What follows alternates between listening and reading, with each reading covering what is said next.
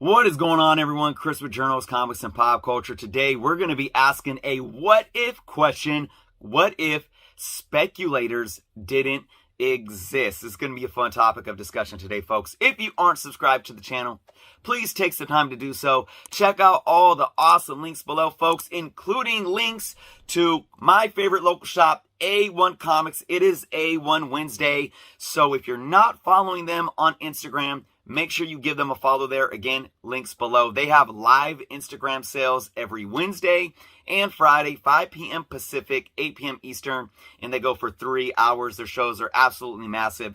Follow them. Don't miss out. They also are live on Twitch every Thursday, and they're also selling on the Whatnot app. So go ahead and download the Whatnot app. Follow them over there as well. And if you're in the local Sacramento area, you can check out one of their 3 locations, Sacramento, Roseville, and their massive new location in Folsom. I still have yet to head out there. I know they're having a massive grand opening sale coming up real soon. So big shout out to A1 Comics. I'll probably be hanging in the live sale chat tonight. So let's talk about this. What if comic book speculators and speculation didn't exist? This is going to be such a hot topic, and I'm going to approach this from 2 different ways. One is historically, and 2, kind of fitting to where we are at right now. So let's talk about historically. What does speculation mean historically to comic books? Well, some people might say that speculation didn't exist until the 90s, or it's a newer thing. That's not true. Comic book speculation really started booming towards the late 60s, early 70s. This was a transitional period during that early, during the Silver Age, which is often called the Marvel Age because of what Stan Lee, Jack Kirby, Ditko, and all those creators did with introducing the Silver Age Marvel Legacy characters and what it meant to that generation growing up. Hitting into the late 60s, you had a transitional period where these stories and these comic books went from books that were, read, folded up, and put in your back pocket, or, just ripped to shreds because you're reading it, you pass it off to your friend to read it, and then, it gets worn down, and your parents end up throwing it in the garbage after a while, sort of like a standard magazine, right? Up in the late 60s, people started finally realizing, hey, there is something here with these books. I'm going to hold on to them because I think they're going to have value. It was around this time that the first Overstreet Guide came into existence, and you started really seeing a market for back issue comics being priced at, a bit higher than cover price. So in those days, if you had a 12-cent cover price comic, you might see a back issue sell for 20 cents or a quarter. So going into the 70s, this really peaked. And it was around the early to mid 70s where there was a lot of rhetoric that was going on that is very similar to the rhetoric of today. And what is that? This is a bubble. This comic collecting for, speculating on as an investment, it's going to pop. It's not going to hold. It's for the birds. It's not going to last. Well, leading in deeper into the 70s, this country specifically was hit with multiple recessions that really affected inflation. And that's why you see comic book prices increase so much in the 70s. You went from 10 cents to 15 cents within a period of about a decade in the 60s. You went from 15 cents to, I believe, did they come out of the 70s at 60 cents? Or was that early 80s, around 81 when it became 60? I don't know off the top of my head, but that is a huge increase, all right? Even in the 80s, you saw a bit more inflation, but that's just a sign of the times after that, even up until today. But the point that I'm trying to make is that comic books and comic books as a collectible survived the 70s during this time of such extreme inflation. All right, don't quote me on this, but I think the closest extreme inflation that we've seen comparative to the 70s has been probably the last 15 years or so. So that speaks a lot of volumes to what comic books meant. Now, what does that mean to speculation? Well, it means speculation at essence means we're looking at these books, we are speculating on these books, assuming that they are going to gain value over time. The speculation is what created the demand on the secondary market, and which is what ultimately led your comic books and your parents' comic books and your grandparents' comic books and all those comic books from those eras to have value. All because of speculation. So if it wasn't for speculation back in the early days, comic books as we know it would not exist. Not only did the speculation impact what the back issues sold for on the secondary market, but it kept the primary market thriving because it was the interest of the historical legacy of all these characters that allowed new and fresh takes to continue to happen in going into the late 70s and into the 80s. And it's what allowed the 80s to be so revolutionary in storytelling and art form, etc. This is what allowed creators like Todd McFarlane to come into the game, Frank Miller to come into the game and do what they did, because there was a healthy balance, a very healthy balance of knowing that comic books were a collectible, but also understanding the deeper intrinsic value of what the superhero was, especially with Stan Lee and Marvel Comics leading the way and really grounding the superhero. And you could kind of see DC following that trend, going different paths in the 70s with reinventing the Joker, even going into the 80s with bringing Frank Miller on to write Batman and so forth. You took that different gritty tone and grounded it, right? So now we're in the 80s and you have this very healthy balance of comic book characters, the art and the storytelling appealing to younger kids, older kids, and now at that point in time, really adults, that started collecting in the 50s and 60s during the Silver Age. And this obviously led into the 90s. And we're not going to talk too much about the 90s and all that, but a lot of people get it mistaken saying that, the crash of the 90s, comic books completely died out. That's not the case. I'm going to briefly reiterate the key points of the 90s. Speculation didn't ruin comic books in the 90s. All right. It's how the publishers reacted to speculation. Because if the publishers reacted to speculation differently, it would have continued to be healthy for the industry. An example is this. Going into the late 80s and the early 90s, when you got the first appearance of Venom come in, and then you get into the 90s and you have these characters like Deadpool and Gambit, and that led into the creation of Image with Todd McFarlane, those creators going over there, and the reboot of X-Men with Jim Lee, and you have millions and millions of copies of these books printed. If the publishers understood, look, I know that the industry's booming right now. We got young readers, we got old collectors, we got a speculator market that's really booming right now, and they're really saying we're getting into comics because they're going to be worth money. If they never printed comic books in the millions, comic books as we know today would have been completely different, because the 90s would have never happened. The 90s as we know it would have never happened. By just that alone, now, I can't sit here and I don't have a magic ball. I can't tell you what would have happened. But if they didn't mass produce comics, we never would have saw the crash like we did. And remember this, the crash only pertained to new books. Back issue books, if you guys go and do your research, back issue books, especially key books, continue to increase in value during the 90s crash. All right? It's a fact. You can go out there and research it. That meant the demand was still there for that on that secondary market. But it hurt comic books as an entire industry so much because, remember, publishers don't make money off of the secondary market. They only make money off of primary market. And when your new books that are hitting the shelves every week that you're mass producing aren't selling now, that's why companies like Marvel were going into bankruptcy, had to sell off the rights to all their characters, and so forth. So, going into the 2000s, obviously, at the heart of comic books, it's about the art.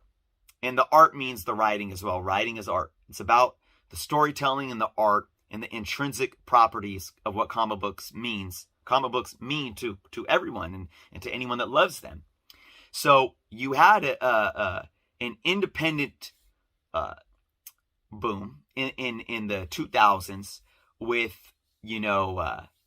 Image and how they reinvented themselves. Obviously, The Walking Dead speaks for itself, and then you had Marvel really kind of, again, take a different tone and approach to comic books. And that really brought people back in to the love of the storytelling and the art and everything about comic books that's intrinsic to them. But the speculators at heart never left or never wanted to leave, because most of us that speculate have some type of love for the hobby. So it is at this pivotal point in time that you had a bridges gapping different generations once again in the 2000s, getting back into the hobby, because you had a lot of people that were my age or even older, that are now probably going in their 50s or 60s, that pulled out of comic books in the 90s, right? Now they're getting back into it. And while they're getting back into it, you're seeing an evolving speculative market. And what does that market consist of? It consists of different ways that we can evaluate and value comic books. One of those things, CGC and the graded comic book. This is just another way that we can add an investment value onto comic books, right? So this leads up into modern day and where we're at right now. And we have to ask ourselves that question again: what if the speculator didn't exist? I'm going to reiterate. We just went through all the history. If the speculator didn't exist, all of your comic books would be worthless. Your Hulk 181s would be worthless. Your Amazing Spider-Man 129s would be worthless. All of those blue chip keys, even your Action Comics #1s. Now, I don't want to say that they would be completely worthless. We could debate that in technicalities of the defining words that we're using here to speak on these things. But the bottom line is, if the speculator didn't exist, we wouldn't have comic books the way they are today. Speculators right now, though, it is a different beast, and speculation is a different beast. I would say it's hyper vigilant. I would say that it's very extreme. A lot of people say the 90s were extreme, because the way that the publishers reacted to the speculative market, with the foil covers and kind of this extreme characters and this extreme art. Well, the extreme that I talk about in modern days, right now, currently, is not necessarily what's going on in the comic book. We have an extreme nature of reacting. We have a very extreme nature to react in a way that is very, very hypervigilant. I've said this before a lot, and I talk about it a lot. Having instant access, whether it's on a computer or on a smartphone, on the internet, we have apps, we have databases, we have YouTube, we have everybody talking about this stuff, and we can get information like that. Even the way that we manage money and how we consume things. Now I remember being a kid, even in the 80s, not everybody had a debit. When did I think debit cards started, and again, for somebody that's maybe a bit older than me, let me know in the comments, when did debit cards come about? Because what I remember is you had a bank card, you had your ATM card, you had credit cards, but you had an ATM card. And before you go grocery shopping, I remember doing this, going grocery shopping with my mom. My mom would have to go to the bank, or they'd write a check, right? You either go to the bank and you go to the ATM and you get cash out and you use cash to purchase things, or you write a check. So it was much different back then of how we even spent money. Now we could be in a virtual store. We could be in a virtual store. We could be on our couch, in our living room. We could be sitting in a car as a passenger in a car. We could be at school. We could be at work on a break. And we could virtually put ourselves into a store. And with the click of a button, buy something right there, because we have PayPal, or we have all these, we have bank accounts that are attached to all these online stores or whatnot. We not only get information instantaneously, but we can purchase things instantaneously. So what does that do to the speculative market and to us that are speculating on comic books? It makes us more reactionary. That's why, even more so than ever, the comic book market, in terms of its fair market value, in terms of its value index, is so volatile, because it could take one or two people that are extremely reactionary, wanting to get their hands on a book just like that, and they got money to spend, or maybe they don't, but they're doing it anyways, and all they need to do is click a button. It creates this extreme environment. And if we didn't have the speculator today, the extreme of that still is that our comic books would be completely worthless. So to answer the question, I wouldn't ever want a comic book hobby, not having the speculator. And remember, I say this all the time too, most of us have a little bit of different pieces of what it means to be a collector. Most of us have a little bit of speculator in us, because some of us care about the value of our comic books. I know as kids in the 80s and in early 90s, we were speculating on the next hot thing. It just wasn't as extreme as it is now, because we didn't have the tools back then. I remember when the Todd McFarlane Spider-Man #1 came out, and I saved up like 3 weeks of allowance to go buy it from my comic book store. You know, it was the first big book that I bought that was like more than cover price. I think it was $10, but still. So it's nothing new, but it's just how we handle ourselves. So, you know, when people look at the speculator or the speculative market as this huge negative thing, they look at this extreme negative thing, and they forget that at its core, speculation is very, very important to this hobby. And it's very much a key pillar of the foundation of this hobby. But it's all about how we go about it. We have to keep ourselves in check. All right. We have the power to dictate the market, so to say. And I use Starbucks as an example, and I know this may be an extreme. Starbucks, I used to work at Starbucks. 20 years ago, when I was working at Starbucks, a small latte, a tall latte, which is their small size, was $2.30. Now, I believe it's somewhere around $4.50. So, it's almost doubled in value, or in cost, excuse me. Why are they allowed to double the cost over the last 20 years? Well, one, overhead. Supplies cost more. Inflation, that's a real thing, right? But also supply and demand.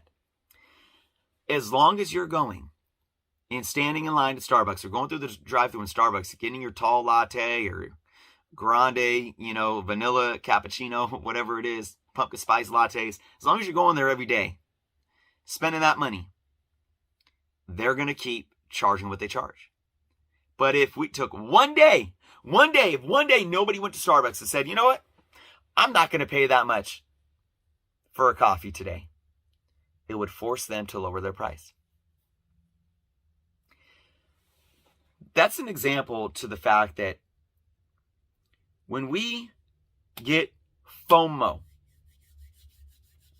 and we get this fear of missing out on a book because we're speculating on it or because other people are speculating on it, stop looking at the outlier. I've been saying this a lot lately. We don't need to follow the herd. Are you a follower or are you a leader? Just because there's a $5 book and 1 or 2 or 3 people see an announcement or see an end credit scene or read a blog website of somebody giving a very non-valid, non-credible statement of some type of movie is going to be confirmed, and that $5 book is now selling for $80 in a matter of hours.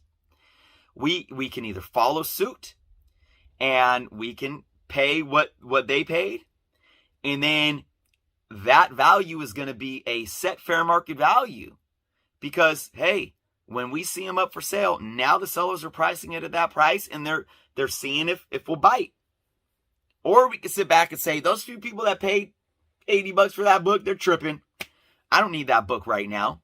I don't even know if this movie is confirmed. I don't even know. I don't even like the book that much. I'm not paying that much. And then what's going to happen is the supply is going to sit because the demand is going to minimize, and they're going to be forced to lower their price. We have the power with our collective conscious to drive, our collective consciousness matters. Absolutely. We need to be on the same level in terms of being non-reactionary, being proactive, being patient, and being smart with our purchasing power. All right.